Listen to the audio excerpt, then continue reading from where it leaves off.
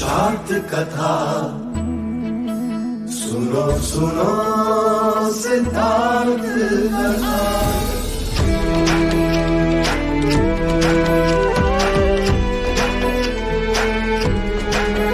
संसार में दुख का कारण क्या, संताप शोक का निवारण क्या। संसार में दुख का कारण क्या, संताप शोक का निवारण क्या। इस खोज में सब कुछ त्याग दिया, हर वैभव से वैराग लिया।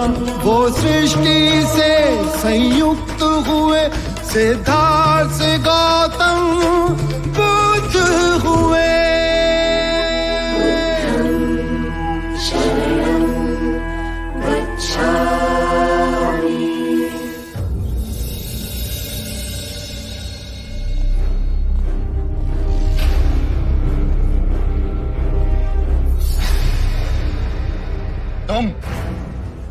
तुम यहाँ क्या कर रहे हो? क्यों? मैं आपके कक्ष में नहीं आ सकता? जब बुलाया जाता है तब आते नहीं। मैं जिनका इतना आदर करता हूं उनका अनादर करते हो।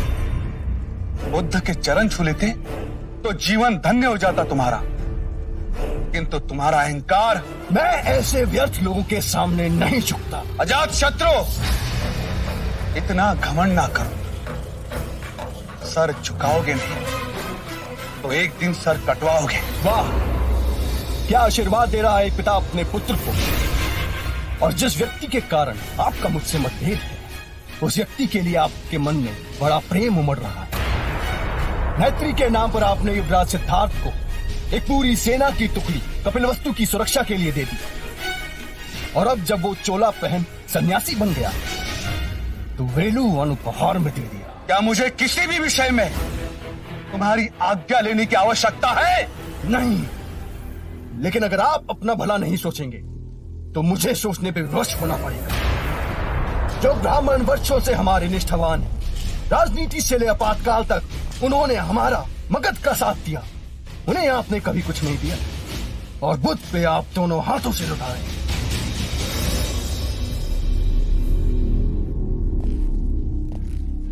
पुत्र, तुम्हारी मन की आंखें अभी खुली नहीं है। हमने ब्राह्मणों के साथ कोई अन्याय नहीं किया, पर बुद्ध अनमोल है। वो समस्त मानव जाति को संवारने आए। वो हम सबके दुख दूर करेंगे। दुख आप दे और दूर करे बुद्ध। अजात शत्रु, कहने दीजिए मुझे और मेरी माँ को बहुत दुख दिए हैं आपने उस आम्रपाली के कारण। जिस आम्रपाली को तुमने कभी देखा नहीं, जिससे तुम कभी मिले नहीं, उसके विषय में तुम ऐसे कैसे बोल सकते हो? मैं और वैशाली की उस तुच्छ गणिका से मिलने जाऊं। सावधान! जो आम्रपाली को गणिका कहा तो। हाँ, आपसे रिश्ता जोड़ सती सावित्री जो बनी, उसने आपसे पहले कितने पुरुषों से रिश्ता जोड़ा। उसके हृदय में न जाने कितने लोग बसते। आपके पैसों पे पलने वाली एक तुच्छ गणिका। अजात शत्रु, मैं पिता हूं तुम्हारा। उसका खेद है मुझे।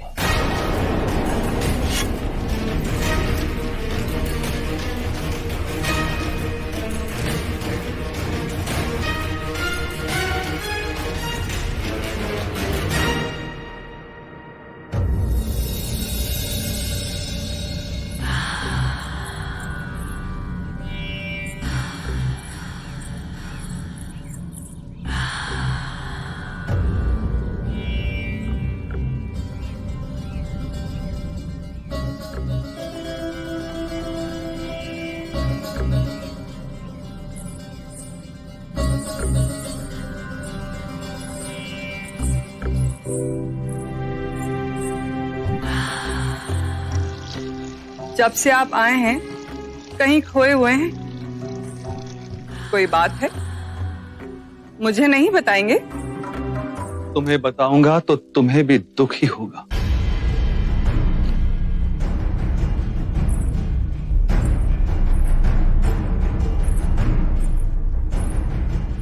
आनंद बांटने से बढ़ता है और दुख बांटने से कम होता है।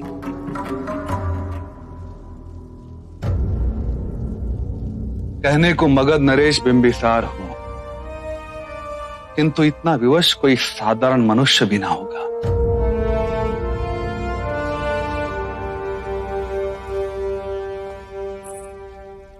बुद्ध आए थे, किंतु उनके दर्शन हेतु मैं तुम्हें और हमारे पुत्र जीवक को आमंत्रित ना कर सका। यदि तुम आती तो महारानी वैदेही रुष्ट हो जाती, अजात शत्रु सबके सामने तुम्हें अपमानित करता। वो हर समय तुम्हारा नाम लेकर मुझे ताने देता है। क्या चाहा था और क्या हो गया? मेरा ही दोष है। मैं ही कारण बनी आपके बेटे और आपके बीच के टकराव का। कुछ कर पाती जिससे आप दोनों के बीच का मनमुटाव दूर हो सकता। नहीं आमला, कोई कुछ नहीं कर सकता। अजात शत्रु और मेरे बीच अब विचारों का टकराव शुरू हो गया है। वो केवल एक पिता के प्रेम का अपमानित नहीं कर रहा है, वो एक सम्राट को चुनौती दे रहा है। मगध के निर्णय वो अपने मन के अनुसार लेना चाहता है। महत्वाकांक्षा उसे दिनों दिन अंधा बना रही है। उसने बुद्ध का भी अनादर कर दिया।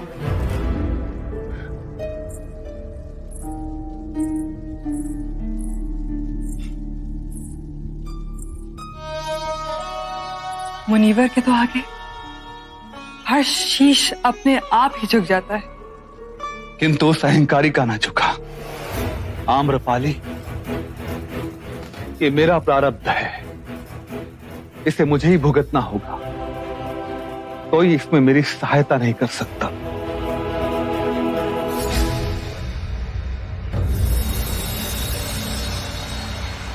ओम भगवती भिक्षाम देहि।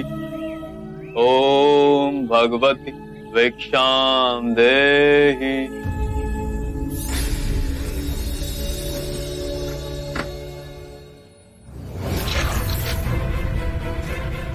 बिना परिश्रम चावल का पानी ही मिलेगा। चावल चाहिए तो जाकर खेत जोतो। कल्याण,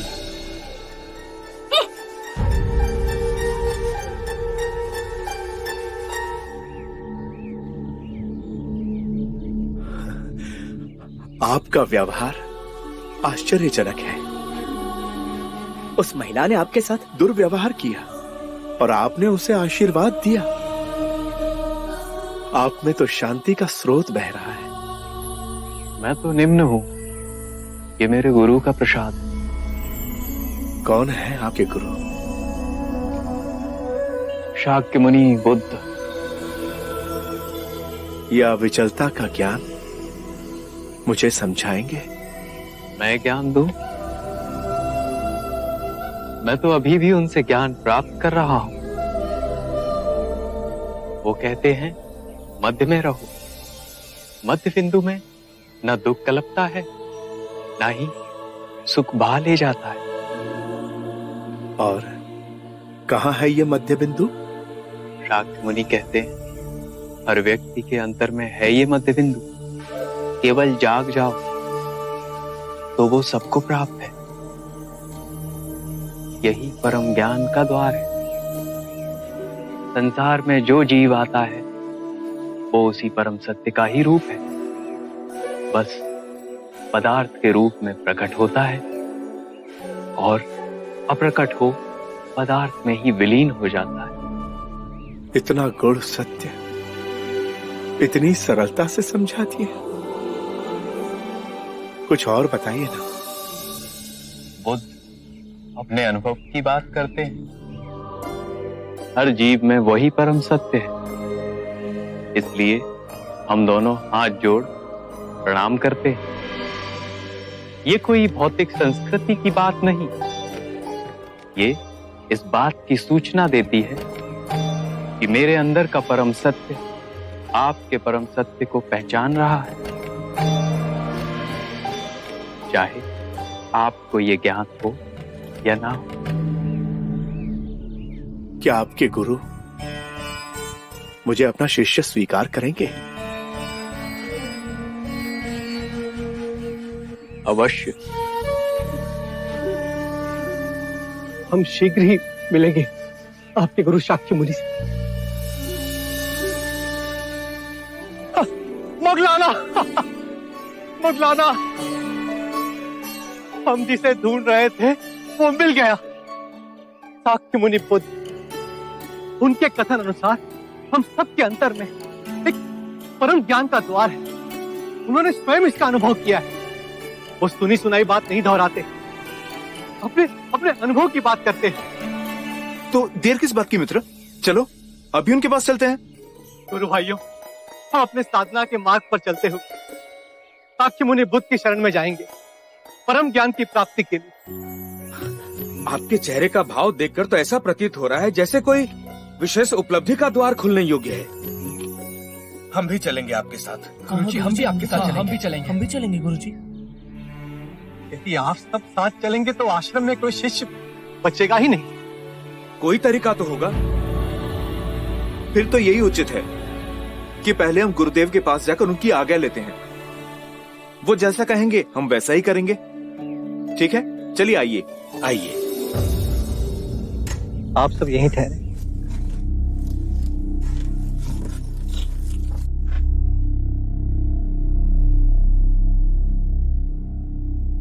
प्रणाम गुरुदेव।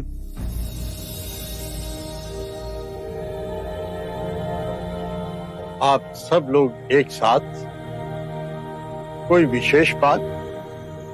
गुरुदेव, शाक्य मुनि बुद्ध मगध पधारे।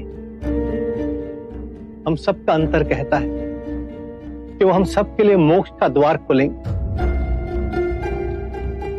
यदि आपकी आज्ञा हो तो हम उनकी शरण में जाएंगे। हाँ गुरुजी, हम भी चलेंगे। हम भी चलेंगे आपके साथ चलेंगे। आप सब चले जाएंगे? मैं तो चाहता था कि तुम और मोगलाना आश्रम के कार्यभार को अपने हाथ में ले और अपने निर्णय से चलाओ। मुझे कोई आपत्ति ना होगी। गुरुदेव, जब हम घर छोड़कर आ गए तो अब हमें इस आश्रम के मुंह में कृपा मत बांधिए। हमारी आत्मिक प्रगति शाक्य मुनि बुद्ध के पास होगी, ऐसा विश्वास है मन में। यह आश्रम भी तो आपकी धरोहर है। गुरुदेव, कृपया आश्रम के मुंह से हमारे पांव में बेड़ियां न डालें। तो फिर ठीक है, जाओ और परम ज्ञान को प्राप्त करो। मेरा आशीर्वाद सदा आपके साथ है।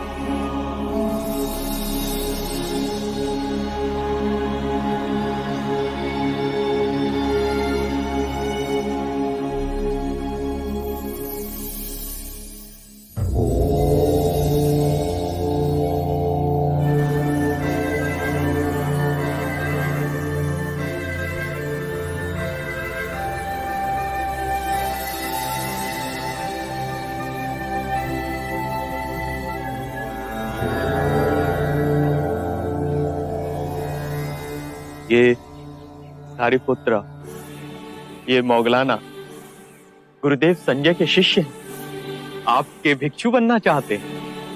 अपने सभी साथियों को ले आए। आप सब आ गए। आपके गुरु संजय को आघात लगा होगा। उन्होंने हमें स्वयं अनुमति दी। बहुत बड़ा हृदय है उनका।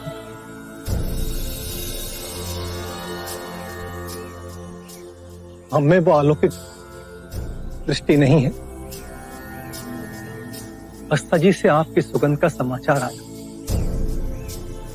हमें लगा कि आपके चरणों में हमें मुक्ति प्राप्त होगी। आपको देखा तो लगा कि जन्म जन्मों की खोज पूरी हुई। हमें मत ठुकराइए, हम पर कृपा कीजिए।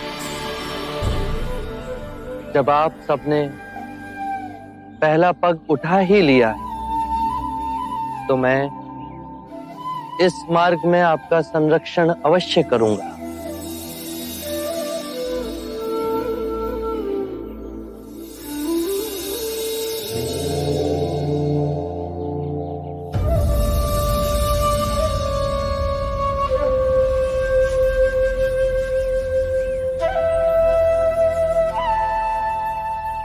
आपको ध्यान से क्या मिला गुरुवर? कुछ नहीं। क्रोध खोया, उदासी खोई, चिंता खोई, असुरक्षा की भावना खोई, वृद्धावस्था का भय खोया और मृत्यु के दर पर विजय प्राप्त हुई। मेरे भिक्षुओं, मैं अच्छे आचरण को ही सबसे उच्च मानता हूं। यदि जंगल में आग लग जाए तो उसे बढ़ने के लिए वो अपने मार्ग के सभी पौधों और वृक्षों को खाती। जितना ईंधन खाती है उसकी अग्नि की तीव्रता और व्याग्रता उतनी ही अधिक बढ़ती जाती। उसी प्रकार दुष्ट प्रवृत्तियां, क्रोध, चिंता, लोभ, भय तब तक ही बलवान रहेंगी जब तक हम उसे ईंधन देते रहेंगे। घृणा और लालच की अग्नि तब तक ही प्रज्वलित रहती है जब तक हम उसे संसार की कामनाओं से बांधे रखते हैं। यदि किसी व्यक्ति का सारा ध्यान जीवन का परम दिव्य धन कमाने में, तो वो जितना कमाएगा उतना ही उसका मन कलेश से भरा रहेगा। वो कभी संतुष्ट नहीं होगा। उसके प्राणों को हमेशा एक भय बांधे रखेगा। यदि ये धन समाप्त हो गया तो? यदि किसी व्यक्ति ने इन बीड़ियों को ही काट दिया तो ना उसे आने वाले कल की चिंता रहेगी, ना बीते हुए कल का बोझ। वो स्थिर रहेगा, जीवन के हर क्षण को जिएगा, मध्य में ही केंद्रित रहेगा। उसे इसी समय इस सृष्टि का आनंद प्राप्त होगा।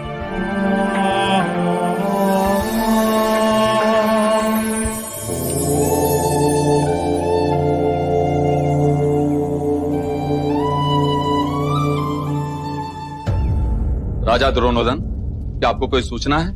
मगध युवराज अजात शत्रु किस कारणवश कपिलवस्तु आए हैं? स्पष्ट तो उन्होंने कुछ कहा नहीं, परंतु मुझे अजात शत्रु का व्यवहार मिलनसार नहीं लगा। कपिलवस्तु के लिए कोई अशुभ सूचना ना हो। अब तो सिद्धार्थ भी हमारे साथ नहीं, अन्यथा वो कभी उसकी बात को नहीं टालते। बड़ा मान देते हैं सिद्धार्थ को मगध नरेश बिंबिसार। शाक्य कुल शिरोमणि, शाक्यगढ़ अधिपति कपिलवस्तु का महाराज शुद्धोदन पधार रहे हैं।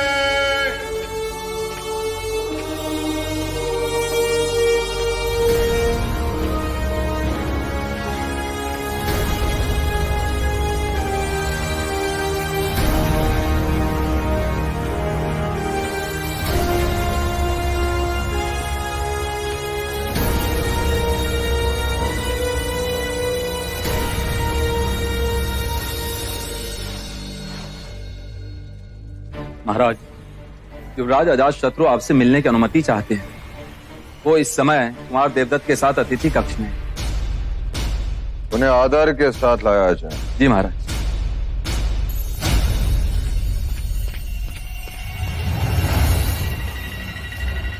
युवराज अजात शत्रु,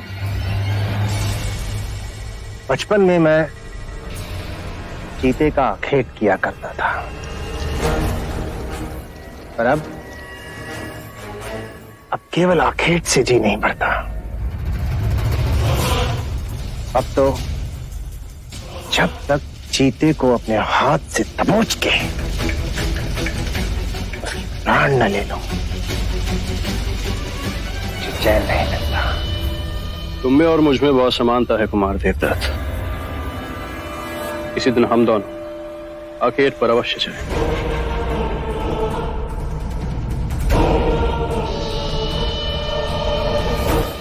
महाराज शुद्धोधन ने आपको दरबार में आदर पूर्वक बुलावा भेजा है। चलो मित्र, महाराज से भी मिलने।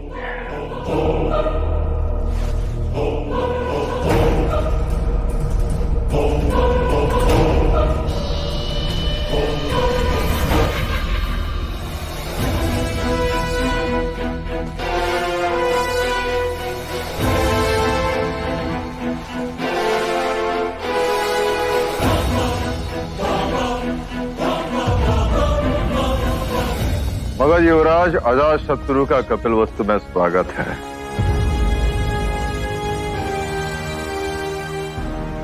यदि आप हमें कपिलवस्तु पधारने का संदेश भेजते तो आपके सम्मान में हम उचित प्रबंध कर पाते। कुछ स्थिति ऐसी पैदा हुई कि हमें अचानक आना पड़ा। महाराज, मगध में जब से युवराज सिद्धार्थ बुद्ध बनकर आए हैं, स्थिति उथल पुथल हो गई। सामाजिक विषमताओं का निर्माण हो रहा है। दूसरे प्रदेश के लोग सन्यासी बनकर मगध की ओर आ रहे हैं। समाज के कई वर्गों में इस बात को लेकर असंतोष जन्मा है। और दूसरी बात जो हमारी चिंता को और बढ़ा रही है, दक्षिण मगध के कुछ गांवों में लुटेरों का आक्रमण हो रहा है। उन्हें रोकने के लिए हमें अधिक सेना की आवश्यकता है। मगध की सेना जो आपकी सुरक्षा के लिए कपिलवस्तु में है, यहां और नहीं रह सकती। मैं अपनी सेना लेने आया।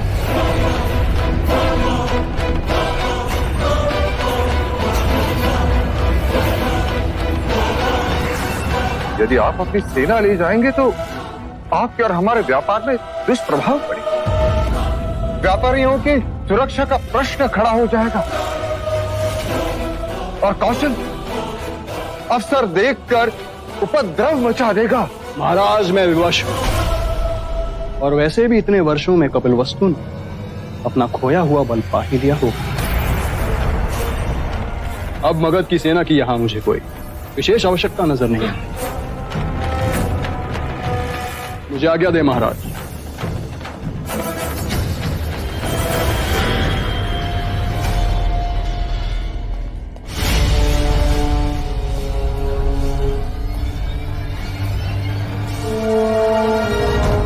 महाराज, युवराज अजातशत्रु अपनी सेना ले गए तो प्रसन्नजीत को सुनहरा अवसर मिल जाएगा। वो अवश्य युद्ध घोषित कर देगा। शाक के देश पे विपत्ति के बादल मंडराने लगे। अब क्या करें? युवराज अजातशत्रु अड़ीग है।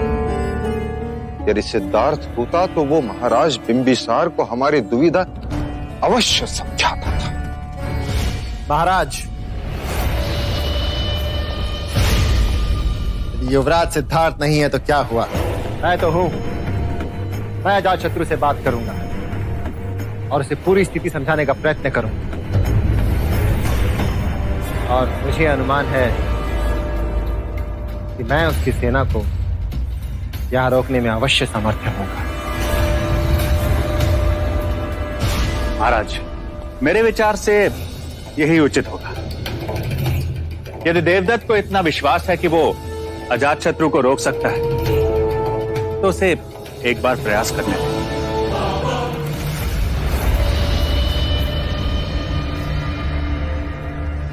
ठीक है देवदत्त, तुम प्रयास करके देख लो।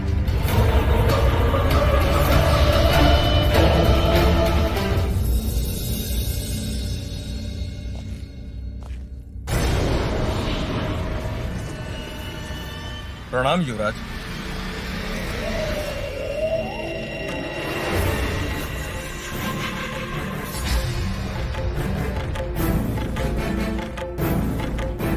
ये क्या है युवराज? इतने वर्षों तक आपने हमारी सुरक्षा की है। महाराज शुद्धोधन की ओर से ये भेंट स्वीकार कर और महाराज ने आपको सुरक्षित मगध लौटने की शुभकामनाएं दी है। आपसे किसने कहा कि हम मगध लौट रहे हैं? महाराज बिंबिसार का ऐसा कोई आदेश हमें नहीं मिला। ये आदेश मैंने दिया। प्रणाम युवराज, क्षमा कीजिए, परंतु महाराज बिंबिसार का आदेश है कि उनकी आज्ञा के बिना हम कपिल वस्तु न छोड़ें। तो आप मेरे आदेश का उल्लंघन करेंगे। बाहर जाओ और सेना को मगध कूच का आदेश करो। जी युवराज।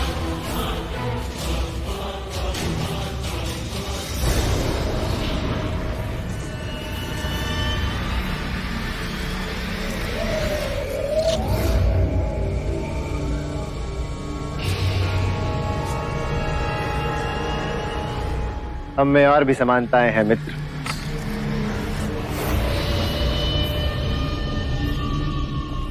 आपकी और मेरी परिस्थिति एक जैसी है। महाराज वृद्ध हो चुके हैं और हम युवा, तो उनकी सोच हमारी सोच से कैसे मेल खा सकती है? वो शांति की बात करके हमारी महत्वाकांक्षाओं के बीच में रोड़े अटका रहे हैं। मित्र, हमें अपना नाम इतिहास के सुनहरे अक्षरों में लिखवाना है। प्रतापी चक्रवर्ती राजाओं में हमारी गिनती होनी चाहिए। किंतु ये बात न आपके महाराज समझते हैं न कपिलवस्तु के। हमारा कथन सत्य है, किंतु एक रास्ता है मित्र, एक रास्ता है जिससे तुम्हारी और मेरी महत्वाकांक्षाएं पूरी हो सकती है। निसंकोच को मगध की सेना महाराज बिंबिसार के प्रति निष्ठावान है और मेरे कुछ सेना नायक मेरे प्रति निष्ठावान है, जो कभी भी नाम और वेश बदलकर मगध की सेना के रूप में आपकी सहायता के लिए पहुंच सकते हैं। और जब भी सही अवसर देख आप मगध महाराज बनने का दावा करें तो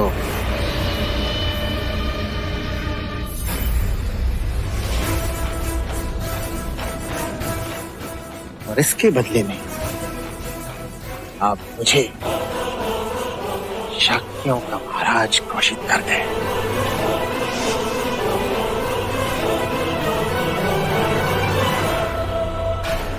अर्थात कपिलवस्तु से जो सेना आएगी वो मगध की नहीं, हमारी सेना।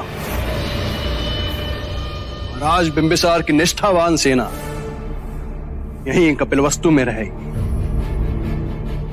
अटका के रखी जाएगी। महाराज बिंबिसार से दूर।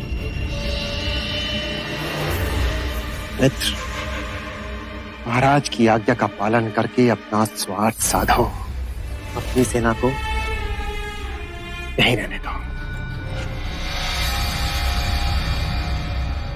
एक बड़े लाभ के लिए मुझे छोटी पराजय स्वीकार है। मगध की सेना यही कपिलवस्तु में तैनात रहेगी। जब लोहा गर्म होगा मैं चोट मार, मेरे महाराज बनते ही तुम शाक्य के महाराज घोषित कर दिए जाओगे।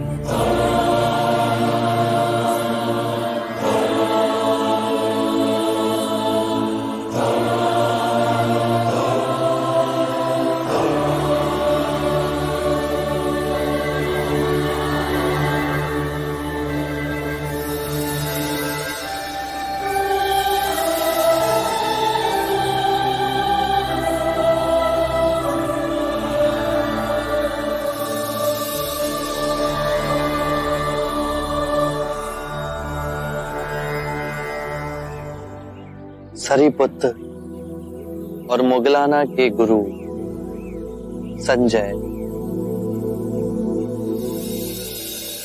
आपने कैसे जाना?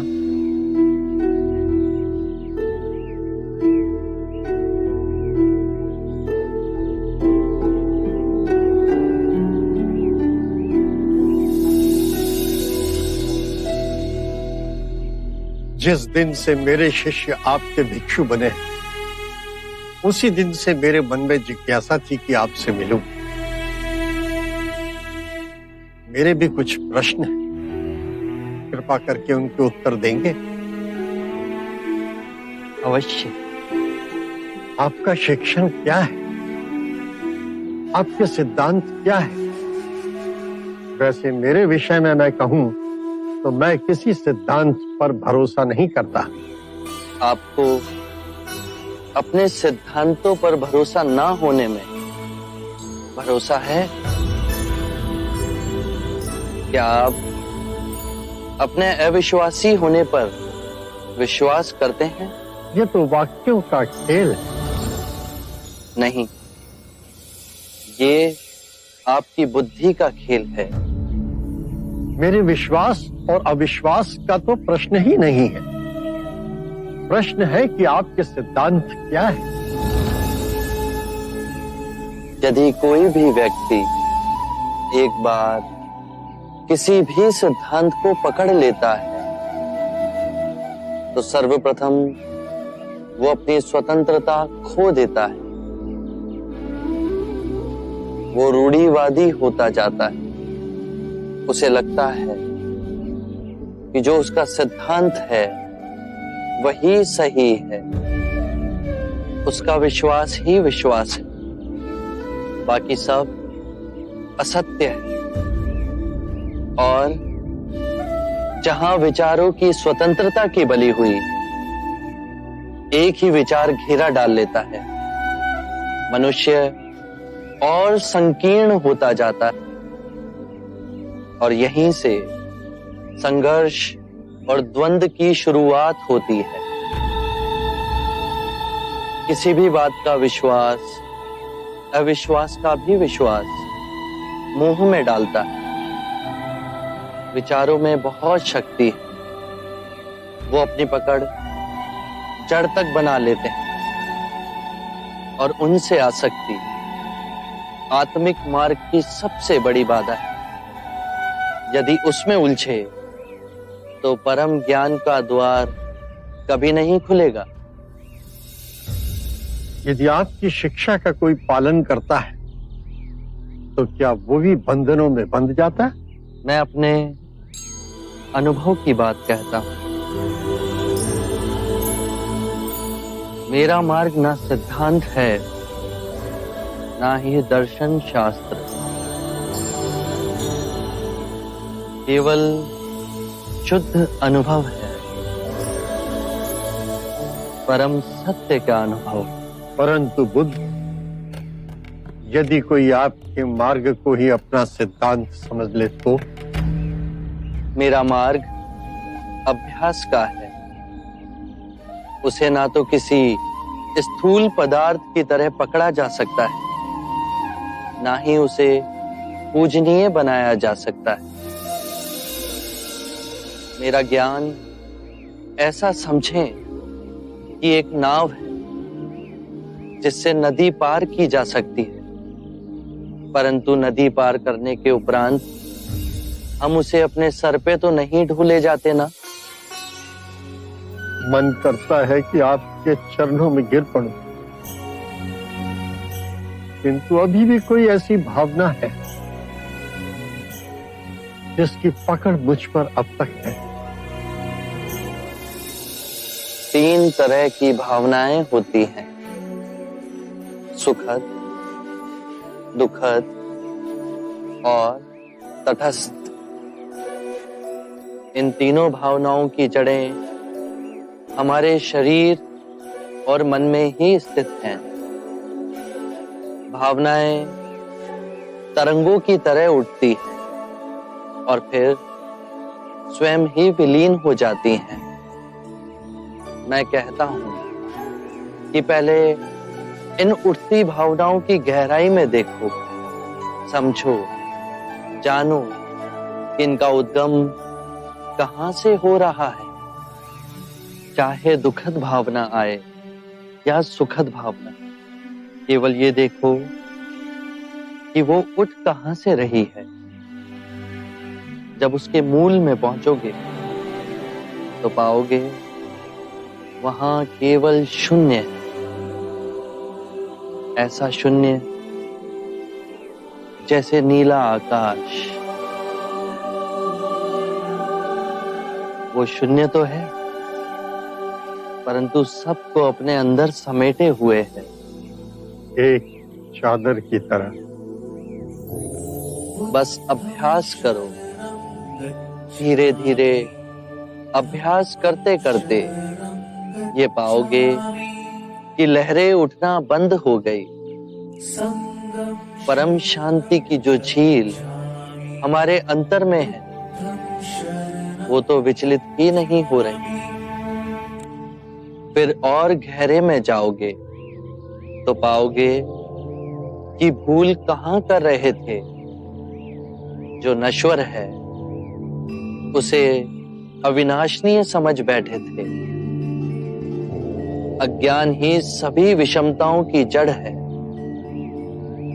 मैं केवल ध्यान की बात कहता हूं।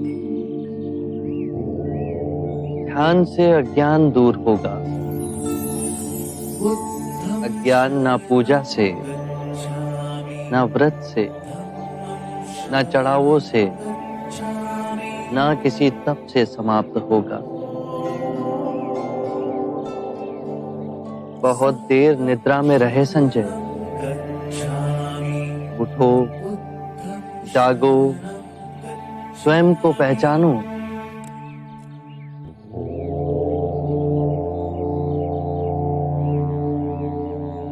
आप दर्पण हैं बुद्ध। आप में झांक कर आज प्रथम बार मैंने अपने सत्य को प्रतिबिंबित होते हुए देखा है। अब मैं अंधों का जीवन व्यतीत नहीं करूंगा। मुझे अपना भिक्षु स्वीकार कीजिए। मैं बुद्ध की शरण में आता हूं। धर्म जो आपका स्वरूप है, मैं उसकी शरण में आता हूं। मैं संघ की शरण में आता हूं। बुद्धं शरणं गच्छामि, धम्मं शरणं गच्छामि, संघं शरणं गच्छामि।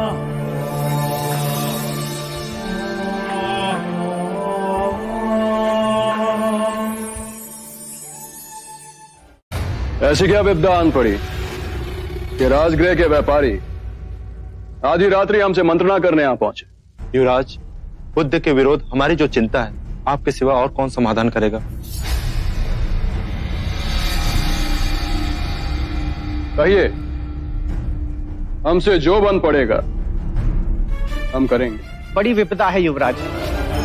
घोर क्रांति आई हुई है नगर में। प्रत्येक युवक के अंदर होड़ मची हुई है उस बुद्ध का भिक्षुक बनने की। वो अपने वृद्ध माता पिता को छोड़कर, पत्नियों को त्याग कर, बच्चों से मुंह मोड़कर, सभी चीजों को त्याग कर संन्यास और वैराग्य के मार्ग पर जा रहे हैं। मगध इस तरह अपना युवाधन खो देगा महाराज। समस्या भीषण रूप धारण कर रही है। विवाह योग्य कन्याओं के विवाह नहीं हो रहे। और अपनी सेना को लीजिए, वहां भी युवा कहां भर्ती हो रहे हैं। तो आपकी समस्या सामाजिक है। हमें सामाजिक समस्या से क्या लेना देना? हम तो अर्थव्यवस्था की डामाडोल होने की आशंका से भयभीत थे महाराज। यदि सब वैरागी हो गए तो हमारी सारी दुकानें बंद हो जाएंगी युवराज। तो आप महाराज बिंबिसार के सामने अपनी समस्या को रखिए। रखी थी। उन्होंने कहा कि वो किसी की निजी इच्छा में हस्तक्षेप नहीं कर सकते। युवराज, अब आप ही हमारा संरक्षण करें। आपके पास धन है। धन से बड़े बड़े सत्य को झुटलाया जा सकता है।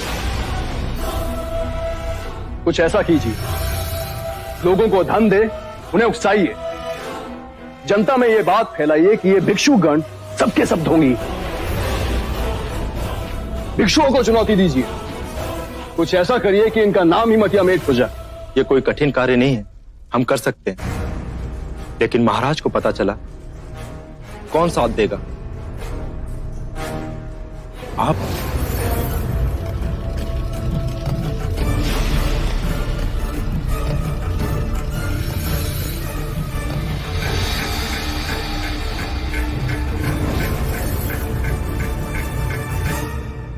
किंतु इसके प्रत्युत्तर में जब युवराज को आपके साथ की आवश्यकता हो तो आप उसके पक्ष में खड़े रहे। अवश्य अवश्य, हम आपके साथ हैं।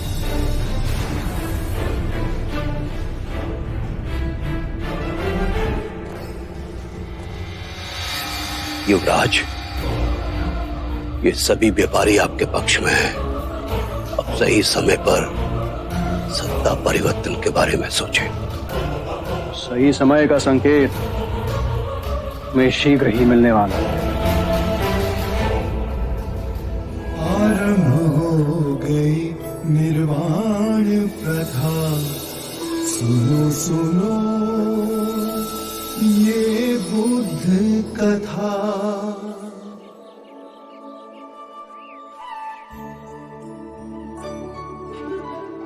अज्ञान ही सारी विषमताओं की जड़ में।